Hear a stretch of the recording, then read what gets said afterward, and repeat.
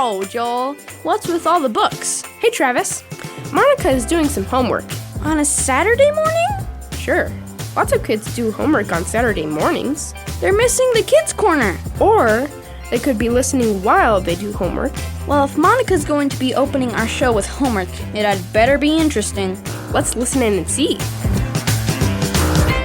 In the Bay of New York City, where liberty stands her guard, there is also an island with old buildings, docks, and yards. Welcome to America, ladies and gentlemen. Over there you'll see Manhattan, and Lady Liberty is there to your left. We will be disembarking at the small island up ahead. Be sure to have all your luggage ready. Ellis Island was its name, and through its iron gates, thousands came from across the seas to live in the United States. They came from places like Italy, Poland, France and Spain, China, Egypt, Norway, Ireland, and Ukraine. First, mate, we might need a translator for some of our passengers. I don't think they all understand what's going on. They honestly look a little frightened, and I don't want them to panic. It was a scary journey, and they missed what they left behind. But they had hope for a better future and a home of a new kind. All right, your papers seem to be in order. I see the doctors have checked you and your family for any diseases, and they have all been cleared. Very well. Welcome to America, Mr. Findon. They brought with them their customs, their stories, and their songs. They came to make a new life, and this made our nation strong. And now we all live together and we share our heritage, all because of a little island not far from Brooklyn Bridge. So did they bring their animals? I mean, besides the fish and whales? I didn't see them in my books. Then I'm listening to Paws and Tales.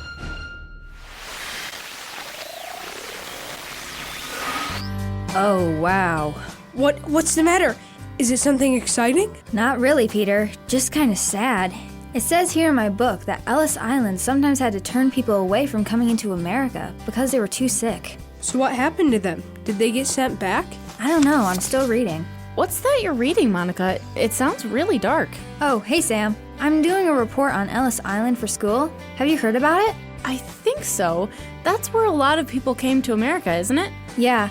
Back when people mostly used boats to travel across the world, if they wanted to move from somewhere else to America, they had to go through what my textbook calls immigration. And in those days, that mostly happened at Ellis Island. I may have just found some copies of my family papers from when they came through, and what it looks like. There's my great-grandfather as a kid. Wait, kids had to go through Ellis Island too? Well, yeah, Peter. What, did you think their parents just left them behind or something? That's not what I meant. I just thought maybe since they were kids, they could just get into America because their parents were getting in. Unfortunately, that's not how it works. Sometimes families were split up because some of them passed the medical exam and others didn't, and had to go back. That's really sad, Mr. Jacobs. Yes, it was. And that's why Ellis Island is still known as the Island of Tears. Is that why everyone in these pictures don't look too happy to be in America? Maybe. I think a lot of those people were just really nervous. Imagine being surrounded by all kinds of people that you don't know, speaking in all kinds of languages, and maybe you see a family that's been told they have to go back to where they came from. It would be kind of scary. Yeah, I guess I wouldn't be smiling either. So, are we just going to talk about sad stuff all morning? I mean, I understand you've got to do this research for your paper, Monica, but I usually come to Mr. Jacobs' garage to not be sad. I guess this morning has started on a bit of a downer, but even though these people were scared, they were also excited to be in America. That's right. Most of them were coming from places where they weren't being treated well. And even though America wasn't perfect, it offered a new beginning where people would have a chance to live a better life. That's why Ellis Island was also called the Island of Hope. The Island of Tears and the Island of Hope. That sounds like a good title for my paper. Yeah, it does. Okay, that helps a little, but still, do you guys mind if I listen to the radio now? I need something a little happier to start my day. I think that sounds like a great idea.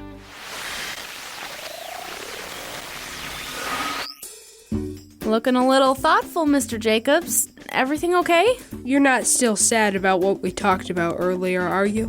Do we need to listen to the radio some more? I'm fine, guys.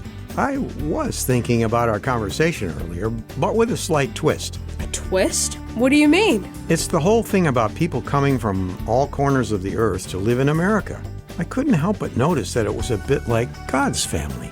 Wait, God's family? He has brothers and sisters? And a mom and dad? And uncles and aunts? And grand... Okay, let me explain. God has always been God and always will be the one and only true God. He isn't married, he didn't have siblings, but he does have kids. Yeah, like it says in John 3:16. God loved the world so much that he gave his one and only son. There you go. God sent his son Jesus to die for all the wrong things we have done.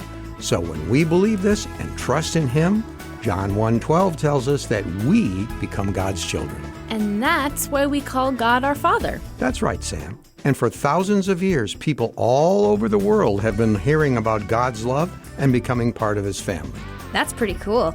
Hold on, so Jesus is God's son, and if we believe in him, we become God's kids, so does that mean... Whoa, is Jesus our brother? Actually, that is exactly right. In Mark 3:35 and Luke 8:21, Jesus tells us that whoever hears God's commands and follows them, they are his siblings and mother. Really? Jesus said that? He did. Now, obviously, we know that Mary was his real mom. But the point he was making is in God's family, it's not about where you're from or who you related to that makes you a child of God. Like you said before, Sam, God loved the whole world, not just people in Israel or in America or whatever. If you are a human, you are welcome. Huh. What's the matter, Sam?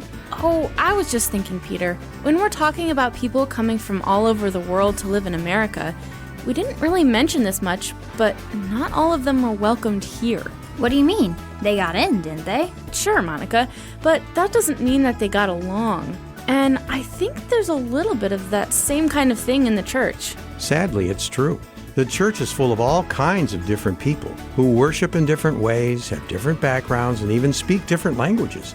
And though this variety means that the church can reach all kinds of people, too often we instead let these differences separate us and stop us from working together. Okay, that made sense, I think, but you don't happen to have a drama script about this, do you, Mr. Jacobs? I probably have something about it. Let me go check. And we'll listen to the radio.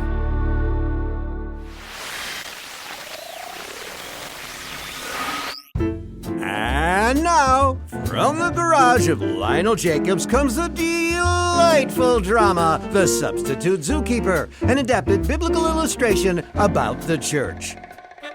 Once upon a time, in the fair city of Tinkerton, there was a zookeeper. Actually, she's out of town. The title of the drama explains it all. Oh, right, of course. And so, she had a substitute fill in for her. Hi, I'm Lewis, and they hired me to take care of all the animals while the regular keeper is away.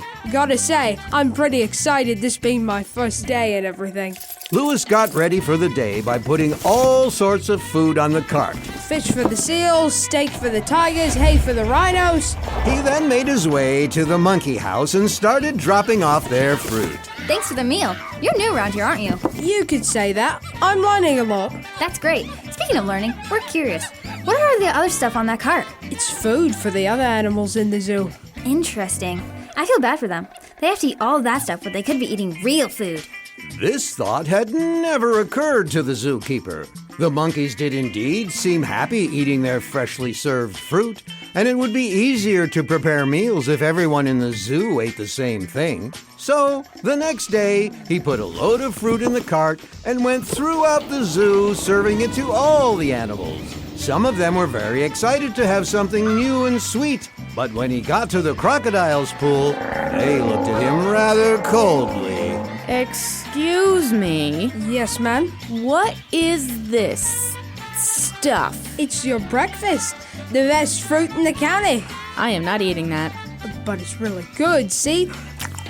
Bananas. Even if I wanted to eat bananas, which I do not. How am I, a crocodile, supposed to peel one?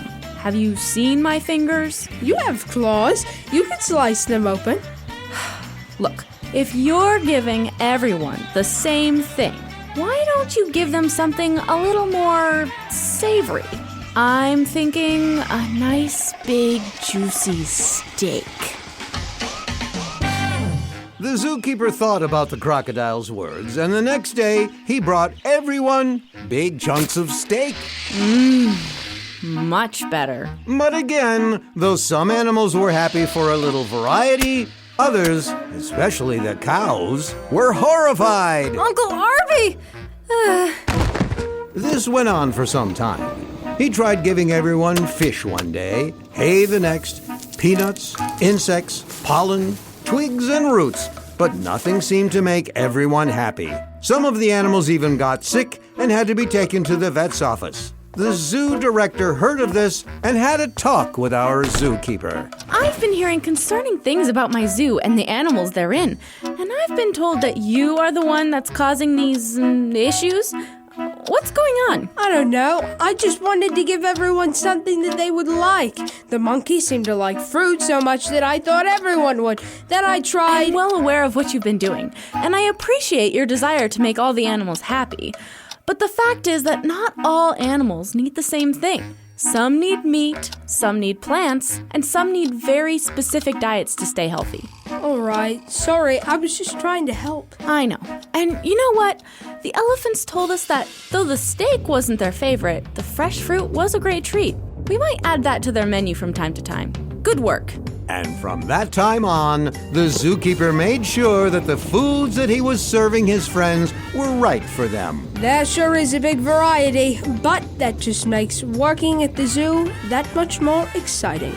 The moral is that God's family, the church, is made up of all kinds of people from all kinds of backgrounds, with all kinds of needs. Sometimes we can think that because we are Christians, we should all like the same things and have everything in common. But that's just not how a family works. Just like any family, we are all different, and that is a very good thing.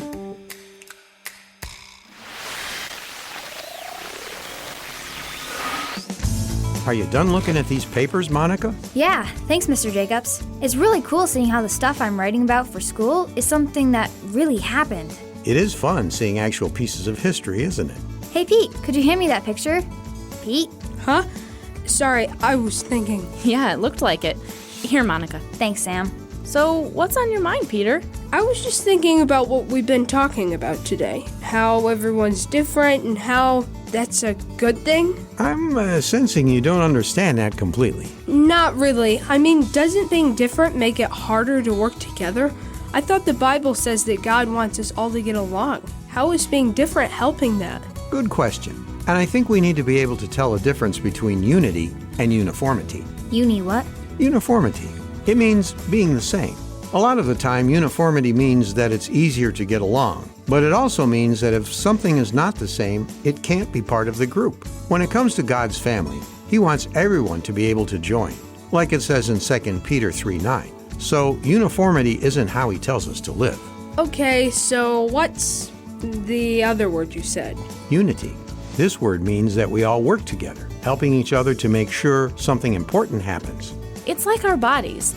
Each of us is made up of millions of different parts, all working together to help us grow, learn, and live healthy lives. That's the example God uses in 1 Corinthians 12. In this chapter, God makes it very clear. Just because we aren't exactly like everyone else, it doesn't mean that we don't belong to the family. I thought I had read that somewhere.